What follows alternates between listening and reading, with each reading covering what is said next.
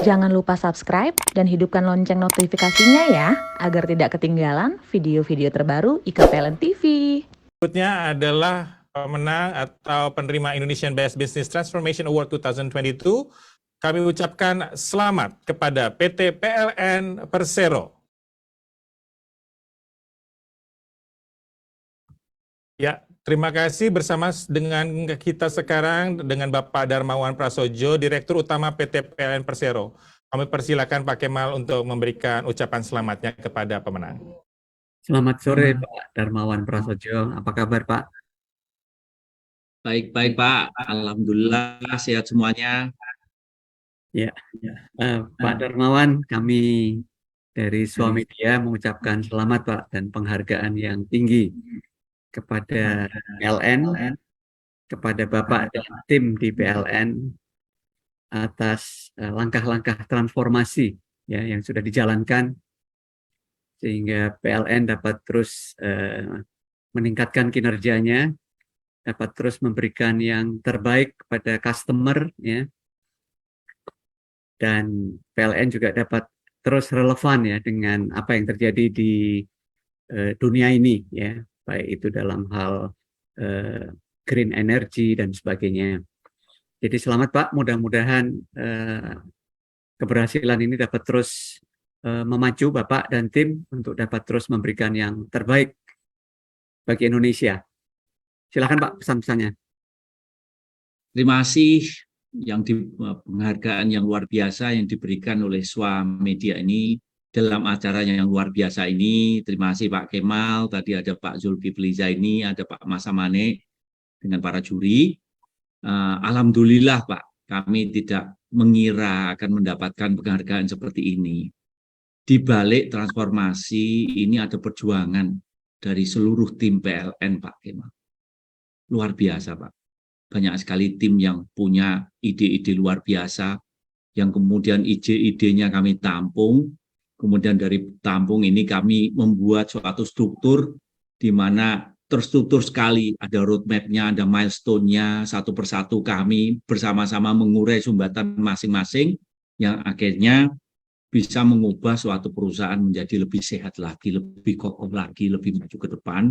Untuk itu ini adalah suatu cambuk bagi kita semuanya, penghargaan ini. Kami terharu Pak, dan tentu saja kami punya komitmen agar kami bisa meningkatkan kualitas pelayanan terhadap pelanggan kami, yang kebetulan adalah seluruh rakyat Indonesia Pak Kemal. Jadi kalau saya ketemu Bapak Ibu, Bapak adalah customer saya.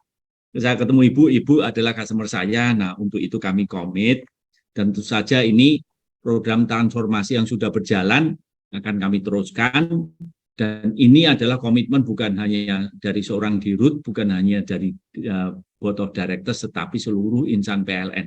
Dari Sabang sampai Merauke, dari Rote sampai Miangas yang jumlahnya 55.000 Pak. Kemudian petugas outsource kami 130.000, jadi ada 180.000 pegawai dan outsource PLN yang siap berjuang untuk melayani pelanggan lebih baik lagi. Sekali lagi terima kasih untuk Swamedia, terus sukses dan terus jaya. Wassalamualaikum warahmatullahi wabarakatuh. Waalaikumsalam. Lagi untuk kita berfoto bersama. Baik, saya akan hitung mundur. 3, 2, 1. Baik. Sekali lagi terima kasih dan juga selamat kepada PT PLN Persero dan juga Bapak Darmawan Prasojo untuk achievement-nya. Terbaik untuk menjaga momentum ini sehingga dapat sustain. Berikut sharing dari industri energi yang juga telah banyak mengakselerasikan teknologi dengan perilaku konsumen, serta disrupsi budaya digital yang ada, yang juga telah aware dan mengimplementasikan program transformasinya. Narasumber kita berikutnya merupakan seorang ekonom energi yang menghabiskan lebih dari 15 tahun di Amerika Serikat, menempuh studi dan berkarir sebagai konsultan peneliti di Texas A&M University dan juga Duke University. Di tahun 2012 kembali ke Indonesia dan memulai karirnya di beberapa perusahaan, antara lain sebagai direktur di Indonesia Center for Green Economy dan juga kepala jurusan di Prodi Green Economy di Surya University di tahun 2012. Beliau juga adalah co-chair Post 2015 Millennium Development Goals di tahun 2013 dan juga Presiden Komisaris Amnesty Energi Nusantara di tahun 2013. Deputi 1 Bidang Pengendalian Pembangunan, Monitoring dan Evaluasi Program Prioritas di Kantor Staf Presiden di tahun 2015 dan juga Komisaris PT PLN Persero di tahun 2018. Langsung saja kita sapa Direktur Utama PLN, Bapak Darmawan Prasojo. Selamat siang Pak Darmawan. Selamat siang. Ya, semoga dalam keadaan baik ya Pak. Alhamdulillah, luar Baik. biasa. Luar biasa. Ya Pak Darmawan, senang sekali kehadiran Anda di sini bisa men-sharingkan best practice dan juga lesson learn yang sudah dilakukan PT PLN Persero. Kami persilahkan Pak untuk sharingnya. Terima kasih. Assalamualaikum warahmatullahi wabarakatuh. Salam sejahtera untuk kita semua. Om Swastiastu, Namo Buddhaya, salam kebajikan. Pulang ke Jakarta dari Kediri. Di tengah jalan mampir ke Bekasi. Dedikasi Swap Media membangun negeri, mendorong inovasi, sebarkan inspirasi. Luar biasa. Luar biasa. Yang saya hormati, saya banggakan, ini Pak Kemal Gani, Group Chief Editor Swap Media. Terima kasih Bapak atas undangannya. Terima kasih Pak. Guru kami Pak Zulkifli Zaini yang juga atasan kami pada waktu itu Direktur Utama PLN, sekaligus saat ini Komisaris Utama PT PLN 3, Bapak Ibu narasumber yang luar biasa, seluruh pemirsa webinar Swap Media yang luar biasa juga. Jadi terima kasih kepada Swap Media atas undangannya untuk kami berbagi cerita. Saya menjabat Wakil Direktur Utama selama 2 tahun, di mana Direktur Utamanya Pak Zulkifli Zaini. Jadi transformasi ini diinisiasi oleh Pak Zul sebagai Direktur Utama, saya sebagai Wakil Direktur Utama merangkap sebagai Chief Transformation Officer. Dan saat ini sebagai Direktur Utama tentu saja program yang sudah dicanangkan ini kami lanjutkan. Di tahun 2021, pada saat kondisi COVID, ternyata PLN mampu membukukan laporan keuangan yang terbaik dalam sejarah PLN. Kemudian selama 2,5 tahun ini, dalam kondisi COVID, kami mampu membayar hutang sebesar 62,5 triliun. Sehingga kami bisa mengurangi OPEX kami sebesar 7 triliun saja di tahun 2021, dan di tahun 2022 sampai tahun 2026 mengurangi OPEX sebesar 5 triliun per tahun. Dalam kondisi COVID-19, kami mampu meningkatkan pembayaran pajak sebesar 5 triliun rupiah. Dalam kondisi COVID-19, kami mampu menurunkan biaya pokok produksi sebesar 30 rupiah. Dan lain-lain. Dalam kondisi COVID, kami mampu meningkatkan demand. Dalam kondisi COVID, kami mampu menurunkan cost. Ada apa di balik itu? Jawabannya adalah adanya transformasi PLN. Saya masih teringat 2,5 tahun yang lalu Pak Zul berbicara sangat mendalam dari hati ke hati, berbicara mengenai philosophical, where do we go from here? Pertama adalah pada waktu itu kita memetakan masalah apa yang kita hadapi. 1, pelayanan pelanggan kita dalam kondisi yang sangat buruk, luar biasa. Ada aplikasi namanya PLN Mobile yang lama, ratingnya hanya 2,6, yang download 500.000, yang uninstall 450.000. Selesai itu aplikasi. Kalau ada keluhan pelanggan, datangnya bisa 5 sampai 6, 7 jam, bahkan ada yang tidak pernah datang. Kondisi pelayanan terhadap pelanggan menjadi sangat tidak ada. 2019 bulan Agustus terjadi blackout yang membuat kondisi chaos sampai hampir 2 hari. Kondisi pasokan energi primer kami juga dalam kondisi yang tidak aman. Kontrak-kontrak kami tidak termonitor secara terdigital. Banyak sekali vendor-vendor kami yang ternyata pembayarannya telat bahkan sampai 4-5 bulan. Account payable kami bahkan mencapai 23 triliun. Sistem procurement kami masih manual dengan harga yang sangat mahal. dan lain-lain. Kami menghadapi kondisi oversupply, kami menghadapi transition of energy, kami menghadapi disruption of technology. Dan untuk itulah kami membangun suatu strategi transformasi secara menyeluruh. Untuk itu, pertama, kami membangun 4 breakthrough. Pertama adalah karena ini kondisinya saat ini ada perubahan iklim, perusahaan ini harus beralih ke renewable energy menjadi perusahaan yang green, tentu saja pilar yang pertama adalah green.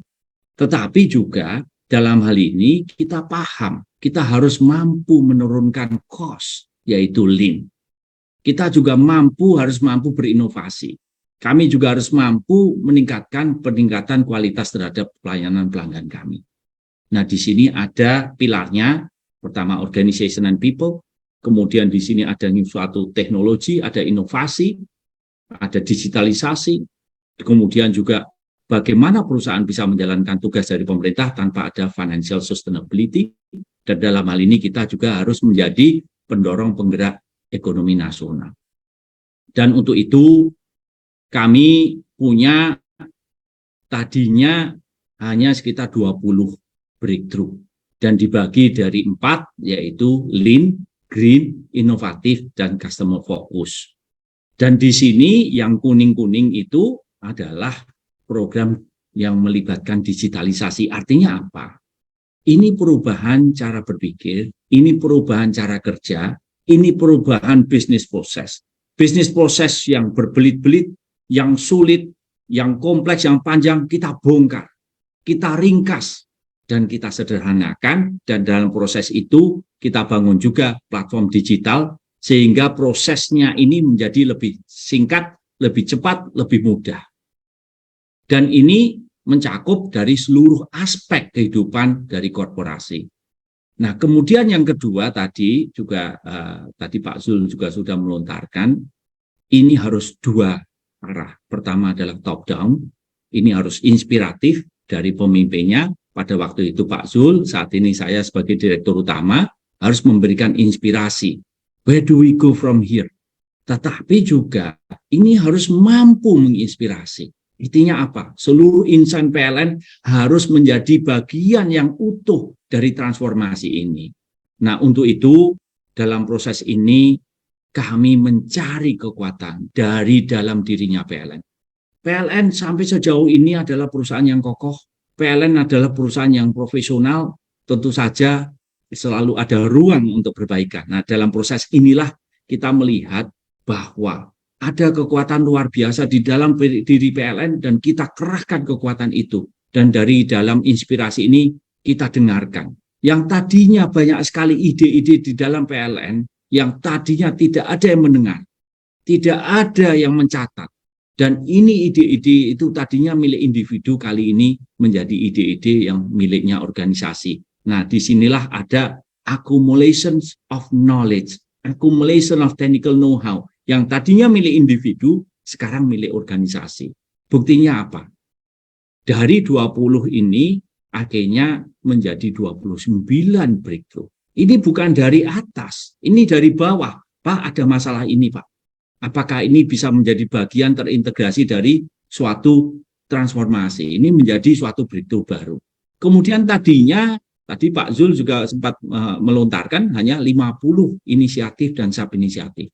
Muncul lagi menjadi 100, 150, menjadi 500, menjadi 900, menjadi 1.500. Saat ini menjadi 2.000 inisiatif dan sub-inisiatif.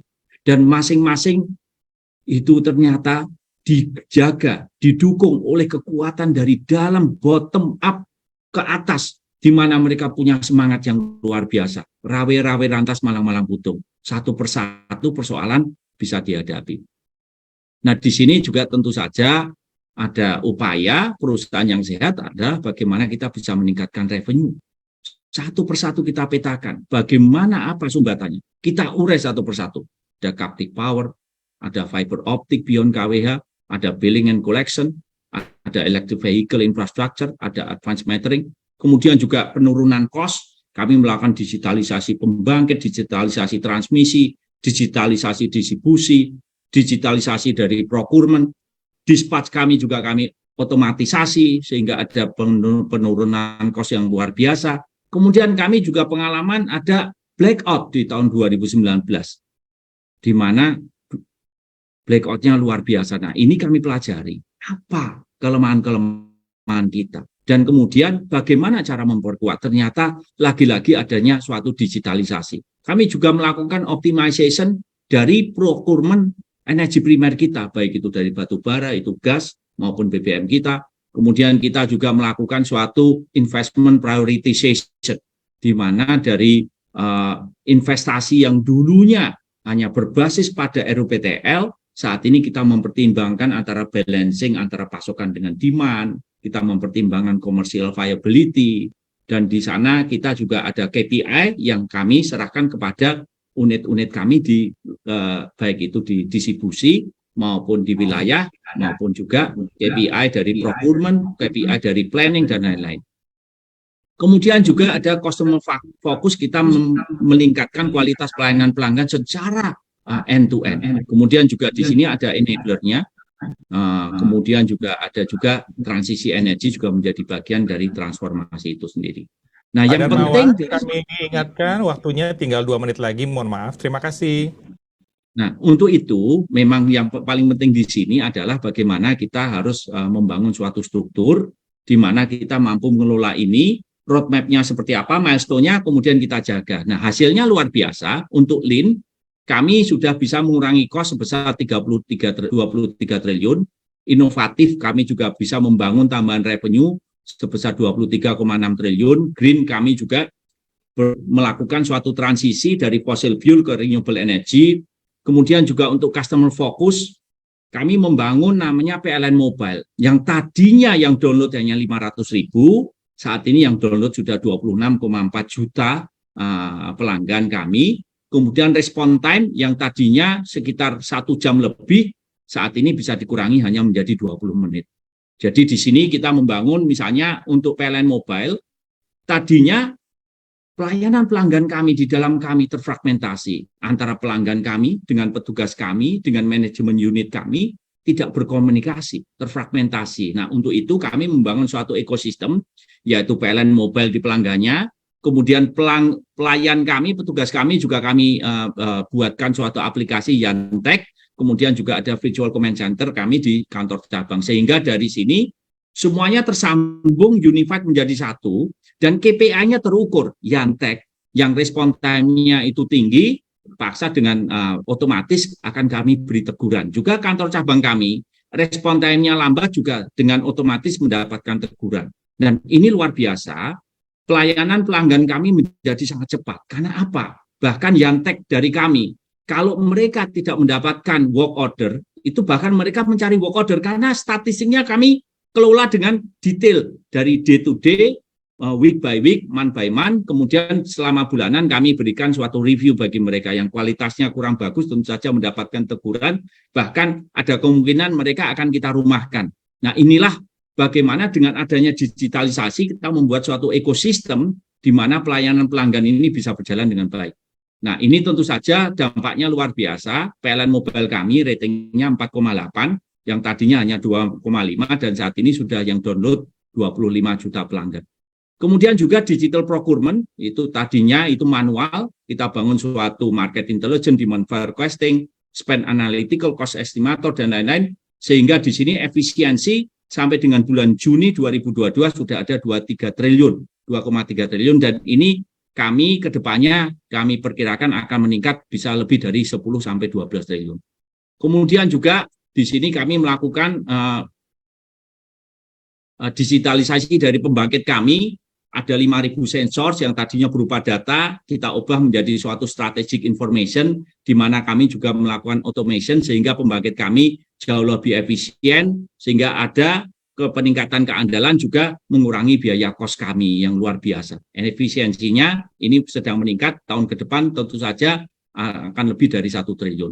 Kemudian juga dispatch kami, bagaimana pengaturan antara beban dengan demand, yang dulu sebelum adanya renewable energy, fluktuasinya di demand, sekarang juga fluktuasi ada di pasokan, dan untuk itu kami melakukan suatu dispatch optimization, digitalisasi lebih dari 9,2 triliun. Nah, Ya, pada Pak- intinya adalah Pak Darmawan, bahwa waktunya habis. ya untuk Mohon dengan maaf. adanya transformasi ini kita mengubah cara berpikir, kita mengubah cara kerja, kita mengurai bisnis proses kita yang tadinya berbelit, yang kompleks, yang panjang, kita bongkar, kita ringkas, kita sederhanakan menjadi bisnis proses yang sangat cepat.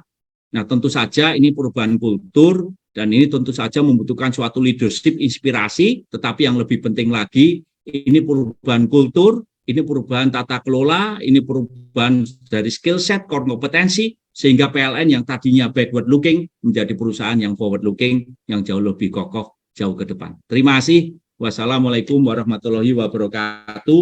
Saya membaca pantun sekali lagi. Dekat Sumatera ada Pulau Bangka, di Timur Jawa ada Madura.